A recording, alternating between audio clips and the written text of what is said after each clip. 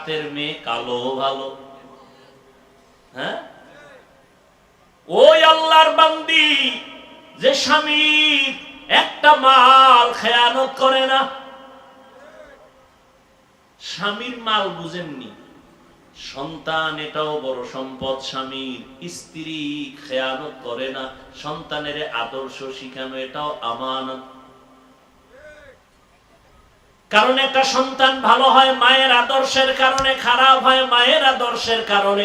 এ কারণেই তো ইমাম গজালি রহমাতুল্লাহ আলাইহি বলেন, প্রত্যেকটা সন্তানের জন্য প্রাথমিক শিক্ষিকা হলো মা। মা সন্তানের যা শিখায় সন্তান তাই শিখে। মা সন্তানের দেডি শিখাইলে তাই শিখবে, মা সন্তানের আল্লাহ শিখাইলে তাই শিখবে। এরে পর্দার আড়ালের আম্মা জান, আপনাদের মর্যাদা অনেক বেশি। এমনি আল্লাহ দেন নাই। এই দুনিয়ায় যত নবী আসছেন আপনাদের থেকে আসছেন, যত ওলিয়া উলিয়া, যত সাহাবায়ে কেরাম আপনাদের থেকে আসছেন। এরে আম্মা জান, এই কারণে আল্লাহ আপনাদের মর্যাদা বাড়ায় দিয়েছেন। আল্লাহর নিয়ামতের কদর করবেন। স্ত্রীর জন্য একজন নেককার স্বামী বড় নিয়ামত, মা বাবার জন্য নেককার সন্তান বড় নিয়ামত। আল্লাহর নিয়ামতের শুকর আদায় করবেন। কয়দিন আর বাহাদুরি করবেন? জীবনে চালাকি তো কম করেন নাই। আমার মাওলা কত চালাকের বাসের চাক্কার নিচে ফালাইয়া দিছে, শেষ চালাকি সেখানে শেষ।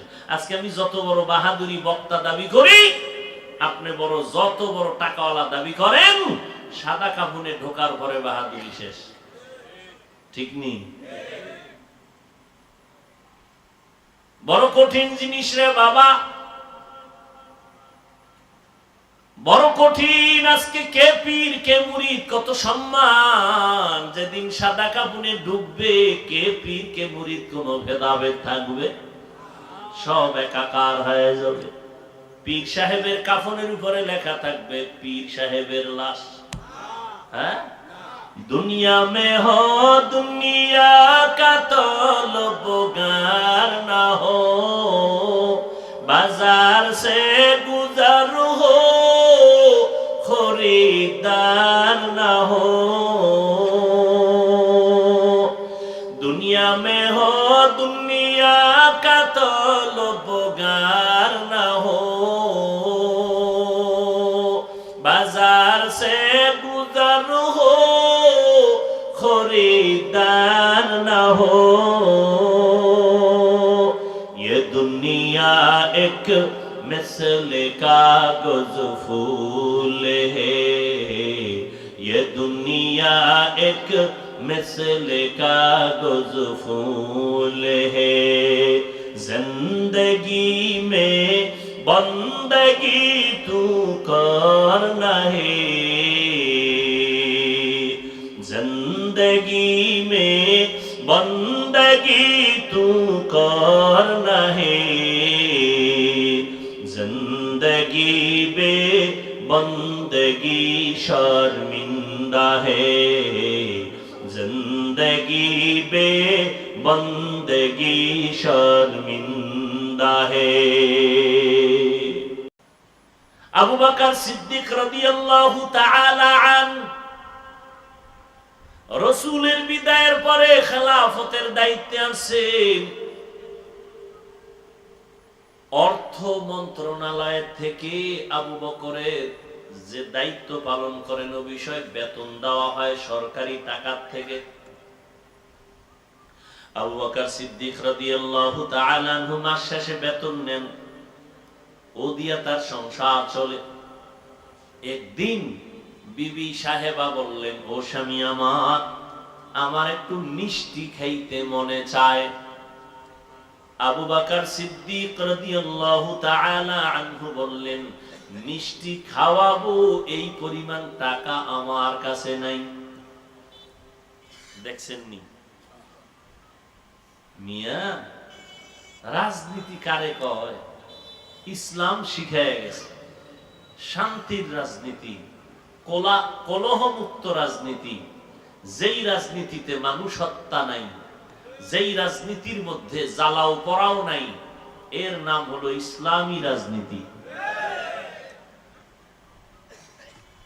আবু বকর রাষ্ট্রপ্রধান, নবী নাই, দ্বিতীয় খলিফা আবু বকর, রসুলের সাহাবাদের প্রথম খলিফা। বেতন নিতেছেন অর্থ মন্ত্রণালয় থেকে সরকারি টাকা। বিবি বলে মিষ্টি খাবো, আবু বকর সিদ্দিক রাদিয়াল্লাহু আনহু বলেন মিষ্টি খাওয়ানোর মতো কি নাই। কিছুদিন পরে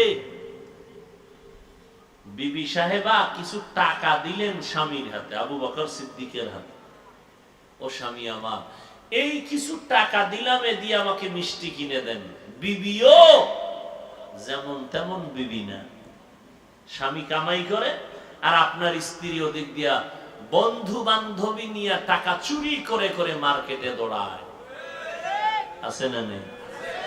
আল্লাহর কসম, কোটি কোটি টাকাও যদি কোন স্বামী কামাই করে আর স্ত্রী যদি আমানতের খেয়ানত করে, ওই সংসারে কোনদিন কামাইয়ে বরকত হবে না। কয়জনার বউ আছে কামাই কইরা বাসায় গেলে স্ত্রী বলে তুমি পাও কত, বেশি কেন?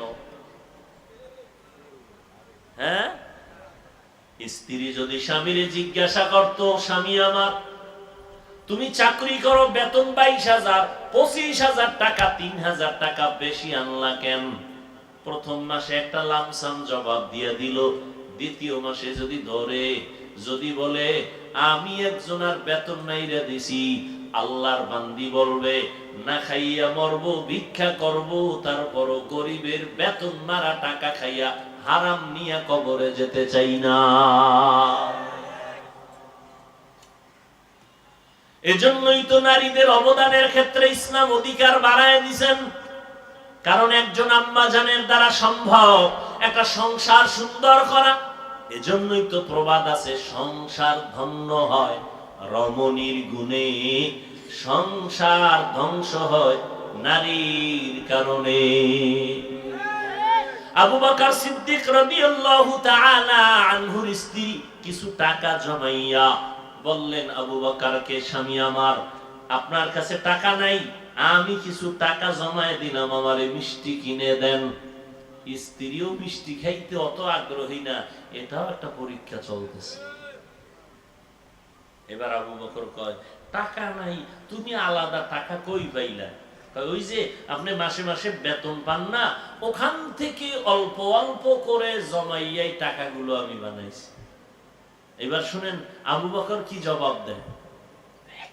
আবু বকর সিদ্দিক রাদিয়াল্লাহু আনহু বললেন, ও বিবি আমার, আমি যে বেতন পাই সংসার পরিচালনার জন্য, এই যে টাকাগুলো তুমি আলাদাভাবে জমাইলা, আজকে আমি বুঝলাম আমার সংসার পরিচালনা এই টাকাগুলো বেশি, এটি আমার লাগে না। আগামী মাস থেকে এই টাকা আমি বেতন থেকে কমায় নিব।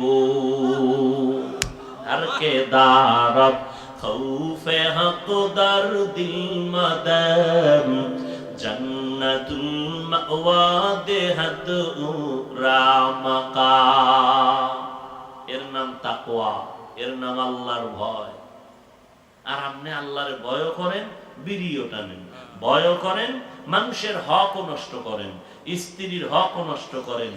সব হক আদায় করতে না পারলেও মাশাআল্লাহ সারা রাতে মোটামুটি মোবাইলের হকটা আদায় করি। সারা রাত মোবাইল দেখে দেখে কবিরা গুনাহ, কবিরা গুনাহ, কবিরা গুনাহ। আল্লাহ হেদায়েত দান করুন। ইয়া আইয়ুহাল্লাযীনা আমানুত্তাকুল্লাহ, আল্লাহকে ভয় করো হে মুমিন, তাকওয়া অর্জন করো।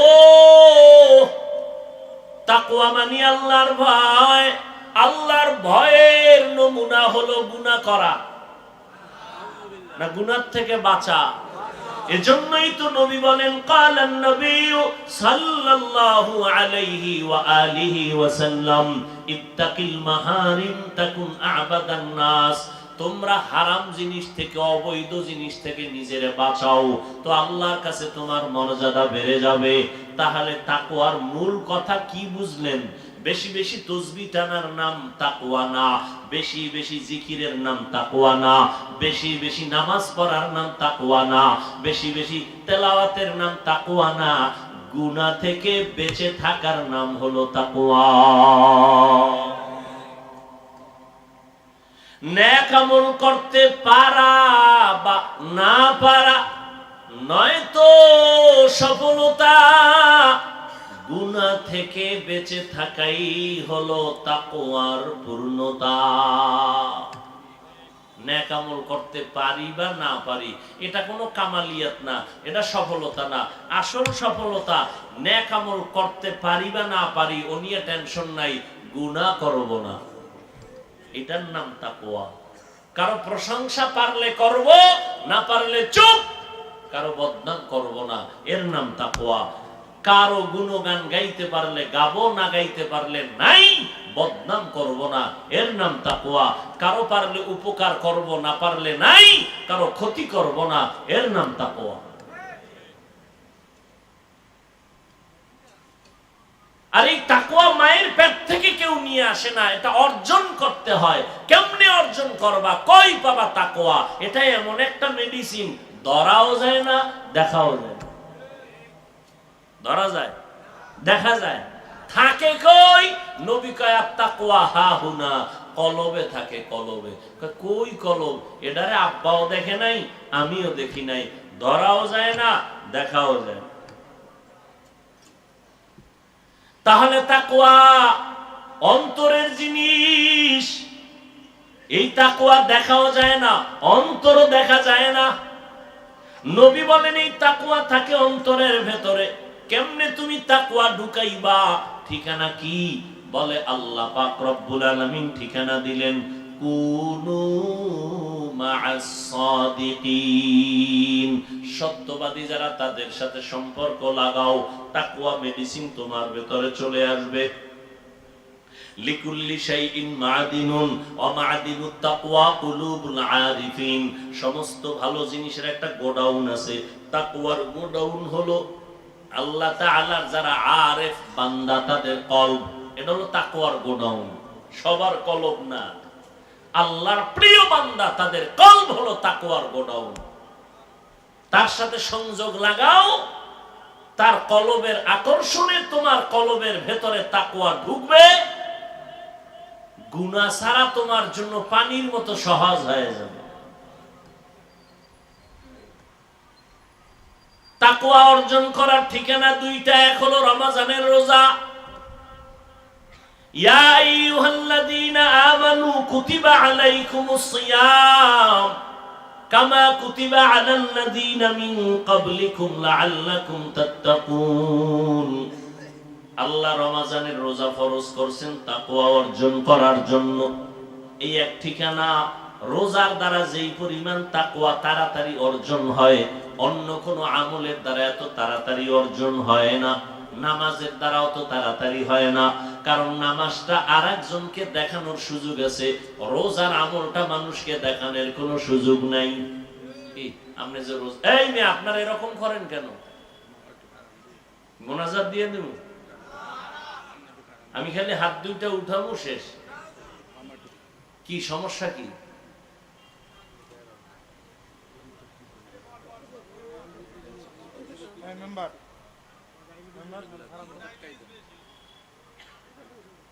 পাগলামি নাকি? বুঝলাম না কিছু।